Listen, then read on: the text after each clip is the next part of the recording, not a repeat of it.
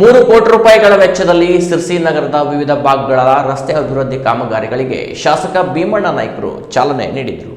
ಶಿರಸಿ ನಗರ ಭಾಗದ ರಸ್ತೆಗಳಾದ Bhaskar colony, ಮಾರುತಿಗಲ್ಲಿ, Vidyanagar, Sahyadri colony, Marikamba ಕ್ರೀಡಾಂಗಣದ ಮುಂಭಾಗ, ಮರಾಠಿಕೊಪ್ಪ ಹಾಗೂ ಬಿಡ್ಕಿಬೈಲ ಸುತ್ತಮುತ್ತಲಿನ ರಸ್ತೆ ಅಭಿವೃದ್ಧಿ ಕಾಮಗಾರಿಗಳಿಗೆ ಶಾಸಕರಾದ ಭೀಮಣ್ಣ ನಾಯ್ಕರು ಭೂಮಿ ಪೂಜೆ ನೆರವೇರಿಸಿದರು.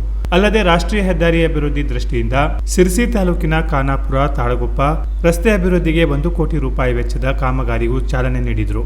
ಬಳಿಕ ಮಾತನಾಡಿದ ಶಾಸಕರು, ಸಿರಸಿ ಮಾರಿಕಾಂಬಾ ಜಾತ್ರೆ ಸನಿಹದಲ್ಲಿರುವುದರಿಂದ ನಗರದ ರಸ್ತೆಗಳ ಸುಧಾರಣೆಗೆ ತುರ್ತು ಕ್ರಮ ವಹಿಸಲಾಗಿದೆ. ಜನರ ಬೇಡಿಕೆಗಳಿಗೆ ತಕ್ಕಂತೆ ಹಂತ ಹಂತವಾಗಿ ಅಭಿವೃದ್ಧಿ ಕಾರ್ಯಗಳನ್ನು ಕೈಗೊಳ್ಳಲಾಗುವುದು ಎಂದು ಅವರು ತಿಳಿಸಿದರು.